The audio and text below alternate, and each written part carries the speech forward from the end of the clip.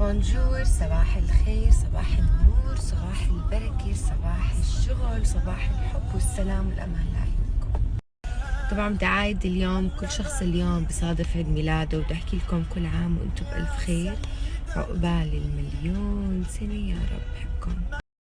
طبعا بدي أعايد اليوم كل شخص اليوم بصادف عيد ميلاده، بدي أحكي لكم كل عام وأنتم بألف خير، عقبال المليون سنة يا رب بحبكم.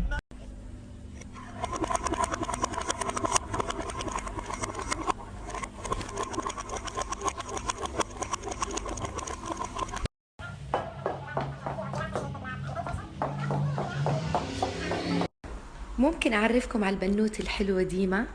هاي. بونجور ديما. بونجور. شو الجمال هاد؟ حياتي. صباحو. صباح. حلو البني آدم يتصبح دايما بوجوه حلوة، بوجوه ممكن يتفائل فيها. ديما من الأشخاص اللي أنا أول ما شفتها تفائلت فيها، قديش هي وجهها بشوش وبتضحك دايما، كيوت. فالواحد عن جد لازم دايما يشوف أشخاص مثلها لحتى يكمل يومه حلو. انا صايره ما احط ميك اب عشان انتو بتحبوا وجهي بدون ميك اب، ودائما بتقولوا لي انه زين ما تحطي ميك اب كثير، وجهك هيك بدون احلى بدون ميك اب. الرقم اللي حطيت لكم اياه شركه بدها موظفين، بس ما بعرف شو نوع الموظفين. بتقدروا انكم تحكوا تستفسروا شو المطلوب بالضبط. انا اللي علي اعمل. طيب انا محيت الرقم، بما انه الرقم عم يعطيكم غير مستعمل فشكله الرقم غلط، فالشخص اللي بعت لي ارجع ابعت رقمك صح عشان احط لهم اياه للناس. تحياتي لكل أهل فلسطين، كتير كتير اشتقت لكم، كتير اشتقت أرجع لفلسطين الحبيبة. يا الله شو انبسطنا لما زلنا أنا ودودو عن جد. بدي أحكي اليوم عن غدر وخيانة الأصدقاء. بمعنى الخيانة كيف مرات بتكون إنه لما تكون أنت واثق بصديقك اللي هو فعلا يعني معتبره صديقك، وتكتشف إنه هو خاين، بغدرك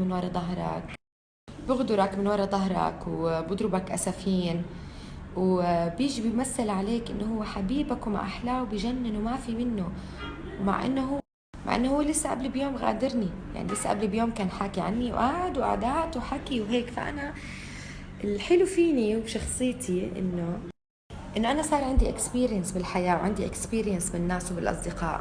يمكن بشوف هذا الشخص او الصديق اللي بعتبره اللي هو على اساس صديق، بشوفه عادي ولا كأنه في إشي، يعني بقعد معه وبحكي معه عادي، ولا مع إني أنا عارفة داخلي إنه هو شو حاكي عني وشو مأسفني وشو بحكي من ورا ظهري، شو ما كنت أنا غلطانة مثلا بتصرف غلط، بعمل أي شيء غلط. مفروض أنت كصاحب إلي أو كصديق إلي تغطي علي أو تكون يعني المفروض إنه أنت تكون ستري وغطاي، مش تروح كل التفاصيل الحياة تروح تنقلها للناس وتحكي فيها وأنت فاهم علي. وإذا عندك تساؤلات أنا ليه تغيرت، أكيد أنا تغيرت وأكيد حتغير. لأني أول إشي أنا عم بطلع لفوق قاعدة، ما برجع لورا وعم بمشي لقدام. والحلو بشخصيتي إني أنا ما بعاتب، يعني أنا بترك الشخص اللي قدامي عايش اللقطة وطالع تلعته كتير، وأنا بطلع معه على المسرح، يعني إحنا الاثنين نطلع على المسرح. بس للأسف إنه صرنا عن جد بعالم غريب كتير.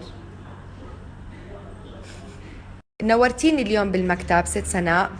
بدي أشكرك كتير إنه أنتي من الأشخاص اللي دعموا حملتنا، وأنتي عندك بوتيك، وست سناء زعتري جبتينا أغراض من البوتيك كلهم جداد، فعن جد بدي أشكرك كتير. معك شوالين كتير كبار وحلوين.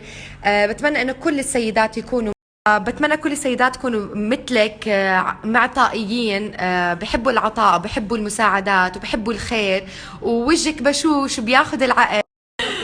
وسوسو شو مالك سوسو؟